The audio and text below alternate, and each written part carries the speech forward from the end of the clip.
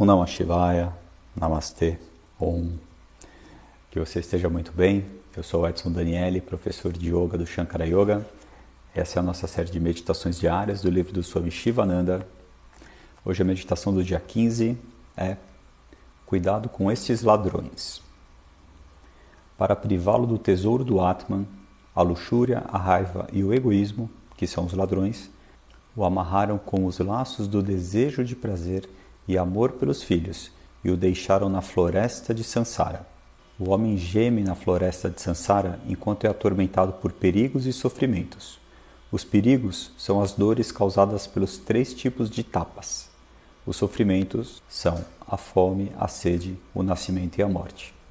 Então, para privá-lo do tesouro do Atman, ou seja, privá-lo de encontrar a sua essência verdadeira, a sua felicidade plena, o seu equilíbrio, esses ladrões, a luxúria, a raiva e o egoísmo, ficam tentando a gente com os desejos de prazer e tantas outras coisas.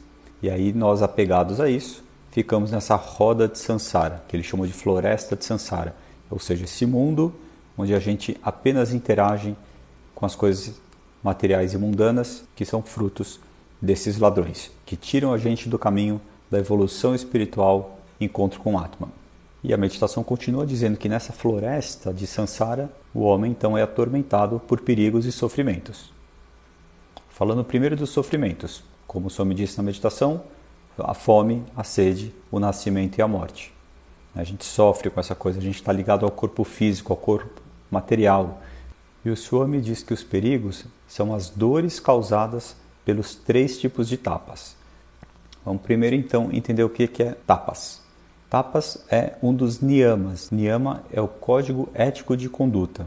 Então no Raja Yoga, ou na terminologia típica do Ashtanga Yoga, os niyamas são os pré-requisitos para que você progrida no seu caminho de vida espiritual dentro do Yoga.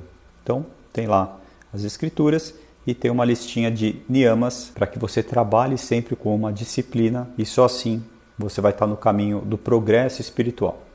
A prática de tapas, ela não existe só dentro do hinduísmo, mas também de outras religiões da Índia, como o budismo e o jainismo. Ou seja, vai além do que a gente fala aqui só do yoga. A gente costuma usar a tradução de austeridade para tapas, às vezes até força de vontade. Mas essas 2 palavras elas não são as melhores para descrever tapas. A gente poderia trocar então por penitência. Essa sim seria uma palavra mais próxima.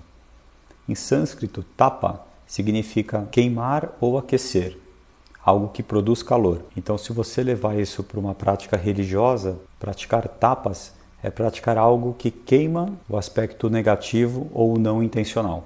Bom, então tapas, a gente está falando aqui de austeridade, de penitência.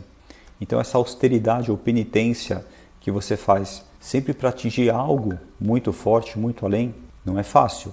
Causa dor, causa sofrimento e muitas vezes faz você desanimar. Mas só é possível atingir o estado de superconsciência se você for austero com você e praticar algumas dessas penitências. Isso é o que está escrito nas escrituras. E por isso o Swami disse na meditação que nós somos tomados por esse medo do perigo da prática do tapas, quando a gente está perdido nessa floresta de Sansara. Afinal de contas, nesse mundo material e físico maravilhoso à minha frente, como que eu vou abrir mão das coisas e nunca mais ter relação sexual, ou nunca mais fazer algo de errado, ou, por exemplo, abrir mão de alguns sentimentos, procurar viver no equilíbrio, não viver mais as paixões, como, por exemplo, o amor pelo filho, quando passa do amor incondicional, vira egoísmo. Então, essa é a questão dos ladrões. Tudo isso que faz a gente achar muito errado e estranho algumas austeridades ou penitências, porque a gente acha que tem que viver e aproveitar o que esse mundo oferece. Então, é exatamente isso que estão roubando de você. O discernimento de entender que se essa vida é passageira, se você acredita nisso, a sua conduta deve ser mais restrita do que dessa forma, sem nenhum tipo de parâmetro ou direcionamento para um objetivo que vai além de coisas palpáveis. Podemos então meditar nisso hoje. O quanto a luxúria, a raiva e o egoísmo cegam você no seu dia a dia. Cegam no sentido de fazer que você não enxergue mais nada, que você tenha olhos apenas para esses 3 ladrões. Ou seja, é possível você mudar essa visão, deixar eles cada vez mais de lado e passar a olhar outras coisas?